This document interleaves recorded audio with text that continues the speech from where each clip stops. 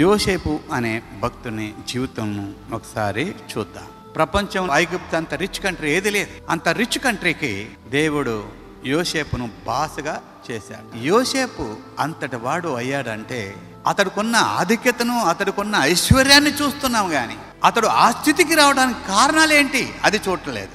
మొట్టమొదటిగా సమస్య ఇంటిలో స్టార్ట్ అయింది. యోసేపు ఇంటిలో స్టార్ట్ అయింది. ఇంటిలో వాళ్ళే సొంత తోబుట్టువులే, రక్త సంబంధులే, ఒకే బ్లడ్ పంచుకున్న అన్నలే యోసేపును హింసించారు, యోసేపును హేళన చేశారు, యోసేపును గేలి చేశారు, అపహాస్యం చేశారు. అందుకే దేవుని వాక్యం ఏమని తెలుసా? నా జనులు మిమ్మల్ని నిందించి అపహాసించి మిమ్మల్ని అవమానపరిచినప్పుడు మీరు సంతోషించి ఆనందించుడి అన్నాడు మత్తయి సువార్త 5వ అధ్యాయంలో. కొంతమంది అపహాసిస్తారు. యోసేపు అతడు చేసిన పొరపాటు అంటే బోల్డ్గా తను కన్న కలను చెప్పాడు తన సోదరులకి. అది ఆయన చేసిన పొరపాటు. లోపల పెట్టుకుని ఉంటే బాగుండేది. ఒకసారి అరణ్యానికి వాళ్ళ నాన్న మాటను బట్టి అన్నలకు ఆహారం తీసుకెళ్తే అప్పుడు అడవిలో ఉన్న సోదరులు, అరే కలలు కనేవాడు వస్తున్నాడు, మన ఏలుబడి చేసేవాడు వస్తున్నాడు, అపహసించారు, ఎగతాళి చేశారు. పిల్లారా, ఆ తర్వాత అతను చంపడానికి చూశారు. పాపం పెద్దోడు రూబేన్ అడ్డం వచ్చాడు, అతన్ని గుంటలోకి నెట్టేశారు, అతన్ని అమ్మివేశారు. వీడు కన్న కలలో ఎలా కాకుండా చేయాలో ఆ కలను కాకుండా చేయాలని విశ్వ ప్రయత్నాలు చేశారు. కానీ మనుషులు ఎన్ని తలంచినా ఎన్ని ఆలోచించినా దేవుడు అనుకున్నది జరిగి తీరుతుంది.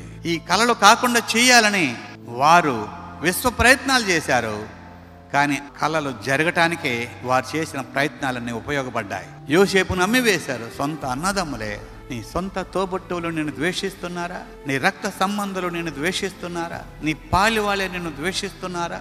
నీకు తెలిసిన వారే నిన్ను ద్వేషిస్తున్నారా? ఆశ్చర్యపడవద్దు. యోసేపుని ద్వేషించారు. నన్ను ద్వేషించటం ఎంత? కుటుంబంలోనే తిరస్కారం యోసేపు మీద ఉంది. కుటుంబంలోనే మరి ఎన్నో నిందలు, అవమానములు, అపహాస్యములు యోసేపు ఎదుర్కొన్నాడు. అంతేకాదండి, తాను చేస్తున్న ఉద్యోగంలో కూడా యోసేపు ఇంటిలో శోధనే, బయట శోధనే. పొతీఫరు ఇంటిలో కూడా శోధన ఎదుర్కొన్నాడు. యోసేపు ఆ శోధనను జయించాడు. ఉద్యోగంలో కూడా నీకు సమస్యలు వస్తున్నాయా? శోధనలు వస్తున్నాయా? నువ్వు చేస్తున్న వ్యాపారంలో, నువ్వు చేస్తున్న పనుల్లో ఏమన్నా పలు రకాల శోధనలు వస్తున్నాయా? జయించు. జయిస్తే ఆయనతో పాటు నువ్వు ఆయన సింహాసనం మీద కూర్చుంటావు. కాబట్టి యోసేపు ఐగుప్తు సింహాసనం మీద ఎక్కాడంటే అప్పటికప్పుడు రెడీమేడ్గా కాలే. అటు ఇంటిలో, ఇటు ఉద్యోగంలో.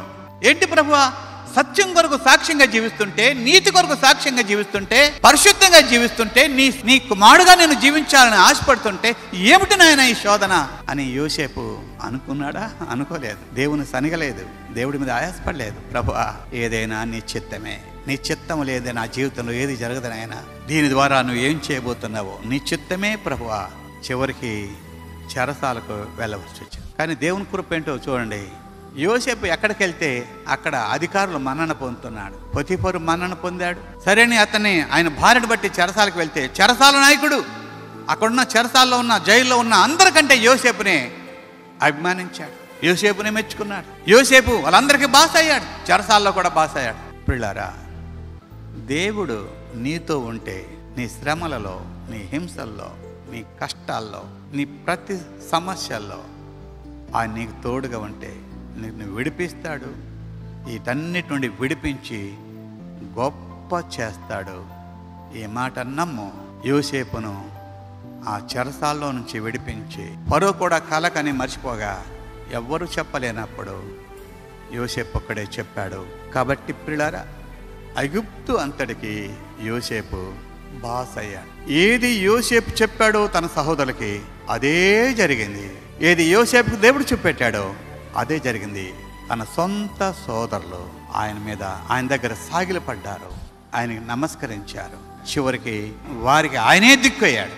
ఎవరు నిన్ను ద్వేషిస్తారో వారికి నీవు దిక్కు అవుతావు, ఎవరు నిన్ను అపహసిస్తారో వారికి నీవు దిక్కు అవుతావు, వారికే నీవు ఆశ్రయం అవుతావు. దేవుడు నిన్ను అలా చేస్తాడు. కనుక ప్రతి సమస్య, ప్రతి శోధన అది మన ఆశీర్వాదం కొరకే. అది మర్చిపోవద్దని ప్రభుపేట మనం చేస్తున్నాం.